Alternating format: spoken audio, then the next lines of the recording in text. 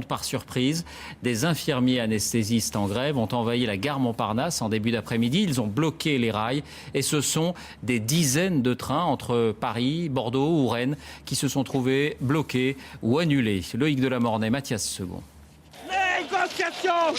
Négociation! Traîné sur les rails, le masque médical retiré sans ménagement. Les CRS viennent de recevoir l'ordre d'évacuer les voies de la gare Montparnasse sous les suppliques imparables des infirmiers anesthésistes. Voilà comment on nous traite, monsieur. Je sauverai peut-être votre fils demain. Et vous me direz merci. Plus tôt dans la journée, environ 500 manifestants avaient occupé les voies. Ces infirmiers anesthésistes qui suivent 2 années d'études de plus que les autres dénoncent une réforme dans laquelle leur spécialisation n'est pas reconnue. On a décidé d'improviser, de venir sur les voies pour bloquer les voies, pour embêter les gens. Ça nous embête vraiment parce que de par notre profession, on n'aime pas du tout faire ça.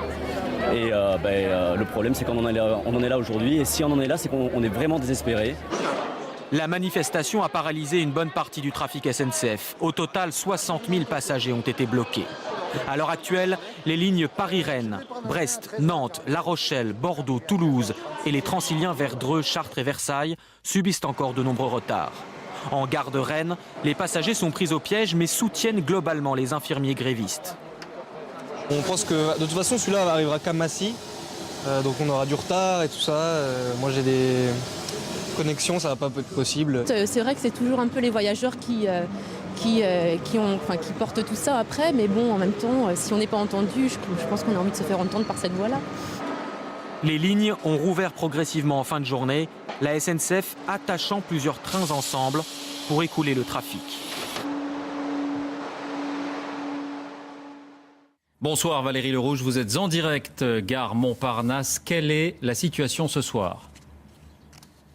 Eh bien, c'est encore une belle pagaille ici dans la gare Montparnasse et ça devrait durer une bonne partie de la soirée. Car il y a le trafic à réorganiser. Si un premier TGV est reparti tout à l'heure à 19h08 précise, il y a 5 heures de paralysie à résorber et la mécanique est lourde et complexe. Par exemple, le TGV Paris-Bordeaux qui devrait partir maintenant est tout simplement encore bloqué en Gironde. Et il y a comme ça 60 TGV à remettre sur les rails et beaucoup plus de TER et de Transiliens.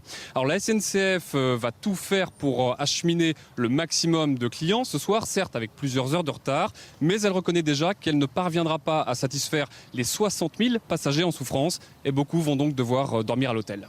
Valérie Lerouge, gare Montparnasse à Paris. Merci Valérie. Voilà la situation toujours très compliquée donc pour le trafic SNCF dans l'ouest de la France. Autre titre de l'actualité, la publication de